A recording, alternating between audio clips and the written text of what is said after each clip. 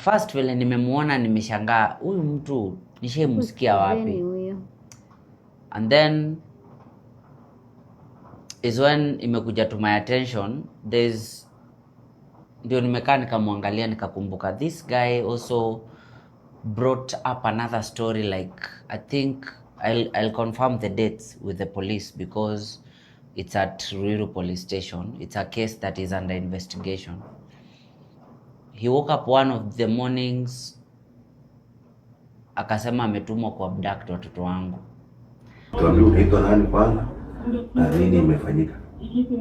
Kwa majina anaitwa Finlay Nyakundi. Mimi hakuna endelea Nyakundi. Mtu mradi tu mtu amejitokeza akasema huyu ni mbaya, mimi siwezi kutetea.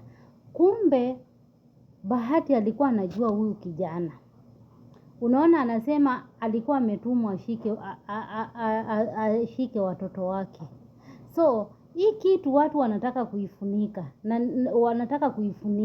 na najua washaifunika tayari.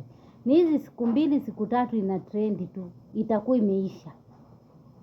So huyu Bahati anajua huyu kijana. Mi kwa maoni yangu naona walikuwa wako kazi pamoja, wanafanya kazi hiyo ya uwaji hiyo. Walikuwa wanafanya kazi pamoja, but wakakuja wakakosana. Walipokosana huyu kijana akaona wacha ajitoe. Hiyo siku alijitoa, ndio hiyo siku Bahati alienda kuandikishwa OB, huyu kijana anataka kuchukua watoto wake. Na akajua tu kitaumana. Na kijana akatafuta kanisa.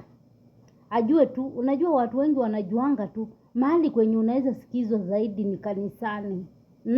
Ukirekodi video hivi mtu hawezi kukusikiza, but ukienda kanisani juu unasema unataka kufunguliwa. But nyinyi wa vijana mkiingia kwa mambo ya uuaji, mambo yenye inahusikana na kupotezea mtu uhai kwa sababu ya pesa. Kwa sababu ya pesa. Uangalie kazi nyingine ufanye. Unaona watu wako na magari, unaona mtu wako na pesa nyingi, unashangaa tu kukua tu content creator hivi na nyimbo hizo zinatoa pesa. Mtu wako na manyumba ya mamilioni na ujue zinatokanga wapi hizo manyumba za mamilioni. So hata wewe kitambo uitiwe hiyo kazi uanze kuifanya. Ukifanya ifanye kabisa. So siri ni nzito. Kuna mambo mengi sana. Huyu Bahati anajua huyu kijana kabisa, sio ati kwa kuwa hamjui. Hata mimi nilikuwa nafikiri ni mtu amejitoa. Ndio maana alichukua tu haraka. Video ilipostiwa tu. Huyu kijana alisema tu na hakusema ni Bahati yupi. Bahati yeye mwenyewe hiyo siku ndio alienda polisi. Akaandikisha sijui